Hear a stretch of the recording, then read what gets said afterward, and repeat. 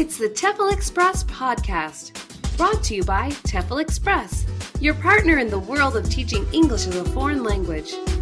For all the latest and greatest in the world of TEFL training and materials, please visit our website at teflexpress.co.uk. Enjoy the show!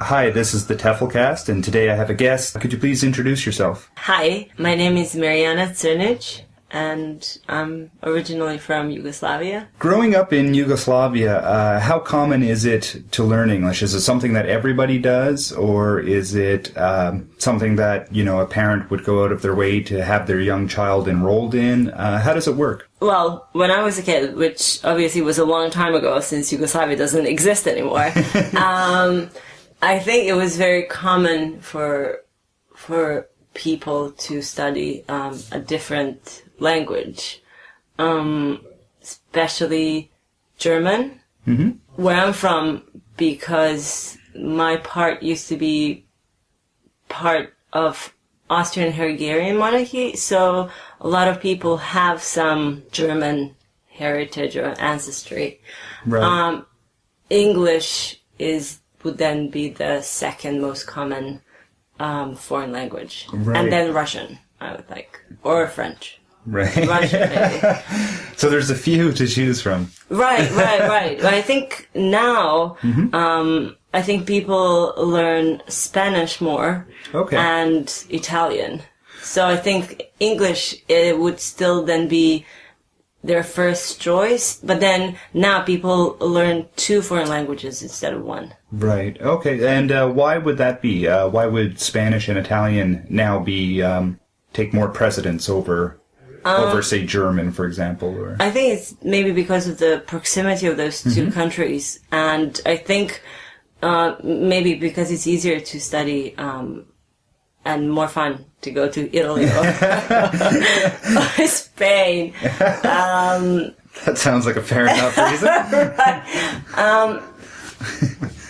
Yeah, I think you definitely would learn English and then choose another second language. And people and students back home start as young as 10. Choosing their second language. Wow, so you would okay. start maybe 5 or 6, you would start with your, I guess, first second language, and then after a couple of years your school would introduce the second foreign language. Wow, okay. And then you have a choice of couple languages. So by 10 though, you're already working at your second language. Right. Wow, okay. So Right. it's very busy.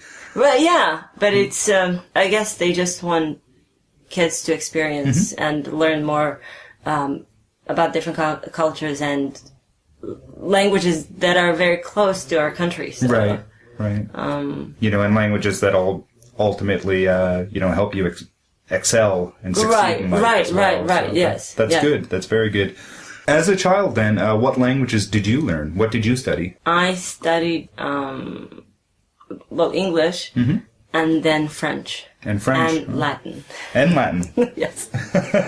But not as a kid, later in high school. So English, French, Latin. Yeah. And Latin came in high school. Right. What kind of lessons did you have for those? Did you have... For English? were they part of your regular school Right, curriculum? yeah. Or did you ever have Yeah. extracurricular classes? For English, for me it was different because I studied English as a kind of like a bilingual kid because my mom, she used to live in England. So my brother and I, we were brought up like speaking both languages, Right. like Serbian and English.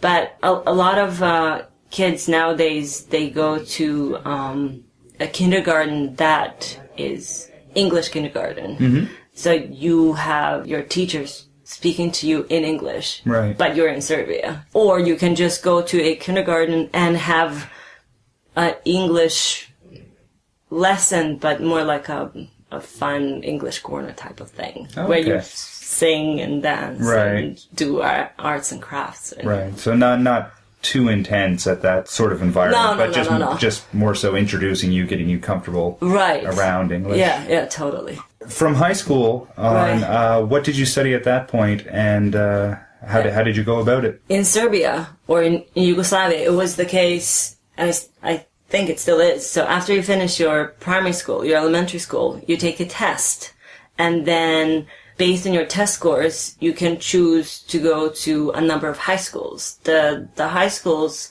that would require the highest score on that particular test are grammar schools. Mm-hmm. And then you have other more specialist high schools, like medical high schools. So a lot of students, I think nowadays medical high schools are the most popular high schools, because in 4 years you study all the subjects that you would study in when you go to medical school, and you have 1 day in second or third year of high school where you spend with doctors in a hospital. And the only way you can become a registered nurse back home is if you finish one of those high schools. So that's for medicine. You have for business, you have for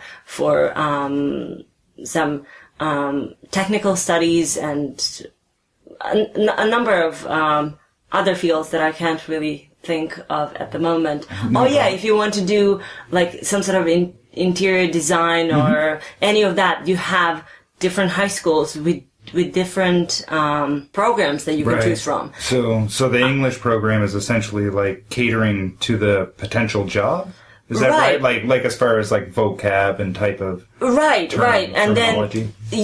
So for example, if you're good at languages, you would definitely, like I did, I chose a grammar school, and then after the first year, you can choose either arts and humanities or sciences. Okay. The first year, it's the same for everybody, so they give you a year to see what your preferences are, and then you can choose. So I chose arts and humanities. So at that point, we had so the number of classes for Serbian and English was the same, and we had French 3 times a week and Latin twice a week. So the focus was on languages, and we had philosophy, logic, psychology, among other subjects. Whereas other people, if they choose sciences, they would have the same number of classes in maths, physics, chemistry, and there's astronomy and that kind of classes.